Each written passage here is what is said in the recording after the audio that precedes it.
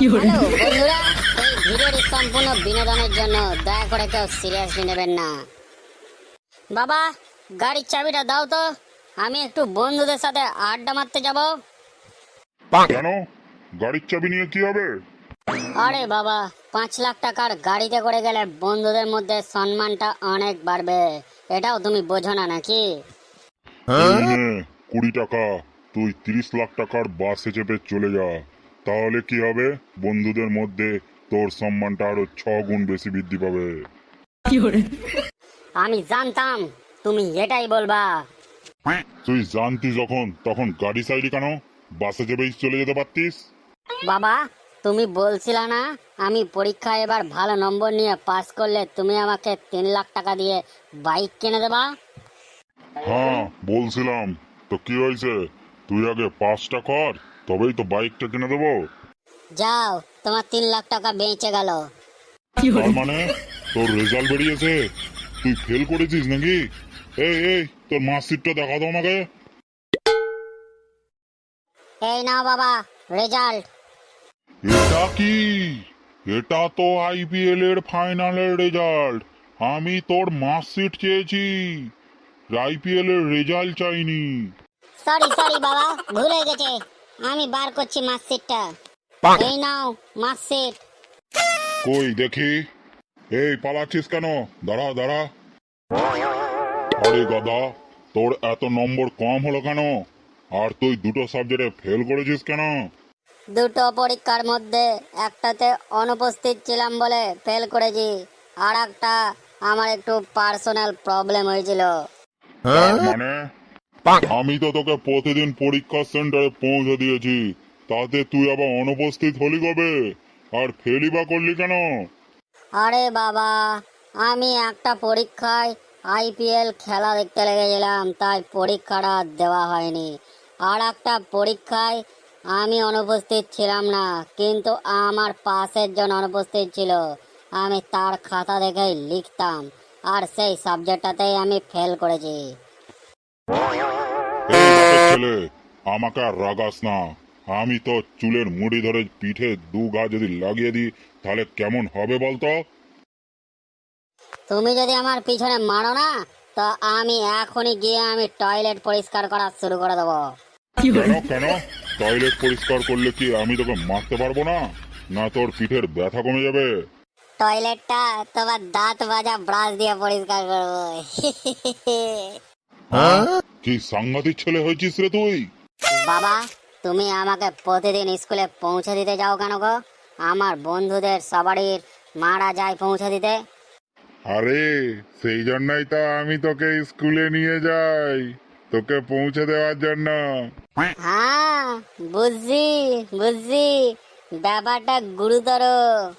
হ্যাঁ, এই বয়সে বেশি বুঝতে চাস না, না হলে চুলগুলো এখন লাল করেছিস, পরে সাদা হয়ে যাবে।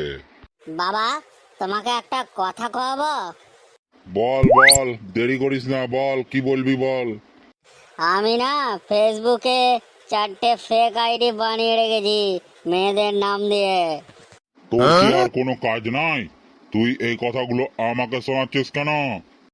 তোমাকে শোনাইতেছি কারণ ওই প্রিয়া নামে যে মেয়েটাকে তুমি 4 মাস ধরে পড়াবার চেষ্টা করছো, ওইটা আর কেউ না, ওইটা আমারই ফেক আইডি।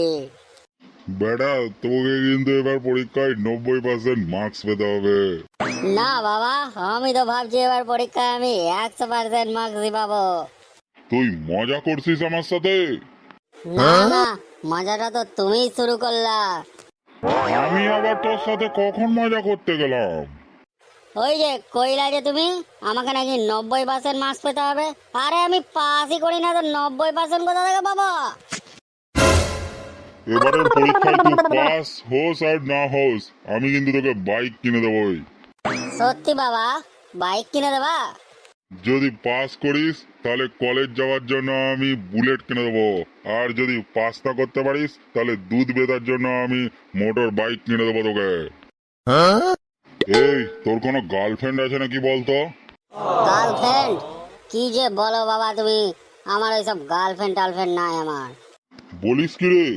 আজকালকার তো সবারই গার্লফ্রেন্ড আছে, তোর গার্লফ্রেন্ড নাই? সময়ের সাথে একটু মিলিয়ে চলতেছে। আমি কি তোমার মতো নাকি ফেক আইডিতে মেসেজ করে প্রেম করব? ওরে চুপ চুপ, তোর মা শুনে নেবে, ওসব বলিস না। আরে না বাবা, আমি তোমার সামনে কইতে একটু ভয় পাচ্ছিলাম। আমার একটা গার্লফ্রেন্ড আছে। আরে গাধা, ওই জন্যই তুই প্রতিবার ফেল করিস। গালে মেরে একদম সুটিয়ে লাল করে দেবো। এই এই, ইদানিং শুনলাম নাকি তুই সিগারেট খাওয়া শুরু করেছিস। সিগারেট? না তো, আমি সিগারেট কোনোদিন ছুঁয়েই দেখিনি, ওর গন্ধটাও কোনোদিন শুনিনি। কে জি তোমাকে এইসব খবর দেয় বাবা? ঠিক আছে, সিগারেট খাস না তো খুব ভালো কথা। এই নে, 7 টাকা নে তো, দিয়ে আমার জন্য একটা গোল্ড ফ্লেগ নিয়ে আয় তো বাজার থেকে। আরে বাবা, কতদিন ধরে সিগারেট খাও না?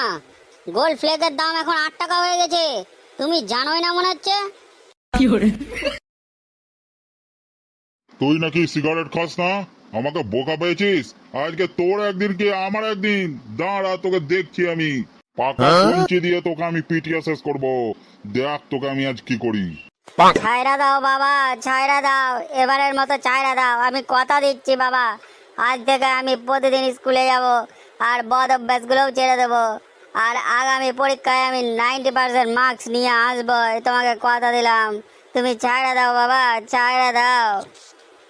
বন্ধুরা, তোমরাও আজ থেকে ভালো করে পড়াশোনা করবা, কোনো বদ অভ্যাস করবা না। আর ভিডিওটা ভালো লাগলে একটু লাইক করে দেবা, আর চ্যানেলটা সাবস্ক্রাইব করে দেবা। আর ভিডিওটা কেমন লাগলো একটু কমেন্টে জানাবা, আর যত পারবা ভিডিওটা যেন শেয়ার করবা।